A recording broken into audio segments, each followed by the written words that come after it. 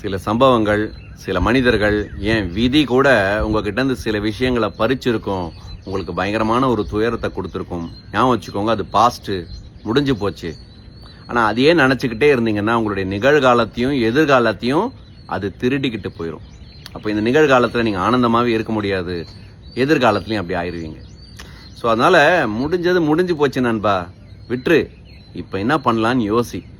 நான் முடிஞ்சு போனதே திருப்பி திருப்பி திருப்பி திருப்பி யோசிச்சுனே இருந்தால் அந்த சிந்தனை, அந்த மெமரி இருக்குது பார்த்தீங்களா, அதே பாய்சனாக மாறிடும். பாய்சனாக மாறிடுச்சுன்னா வாழ்க்கை நரக வேதனையாக இருக்கும். அப்போ நரகத்தை மேலெல்லாம் போய் அனுபவிக்க வேண்டாம், இங்கேயே இப்பயே தினம் தினம் அனுபவிக்கலாம்.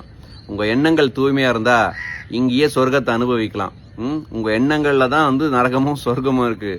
அதனால் எண்ணம் போல் வாழுங்கன்னு ஏன் சொன்னாங்கன்னா அப்படின்னா, நம்ம நல்ல எண்ணங்கள் இருந்ததுன்னா நல்லாதாவே வாழ்க்கை முடியும். அதனால் முடிஞ்சது முடிஞ்சு போச்சு, தூக்கி போட்டுட்டு இப்போ என்ன பண்ணலாம், இப்போ நான் மனசு அமைதியாக வச்சுக்க நான் என்ன பண்ணணும், என்னுடைய எதிர்காலம் எப்படி இருக்க போகுது, அதுக்கு தகுந்த மாதிரி நான் பிளான் பண்ணேன்னா வாழ்க்கை முன்னாடி போகுமா அப்படின்னு பார்க்கணுமே தவிர பழசையே யோசிச்சு கூடாது.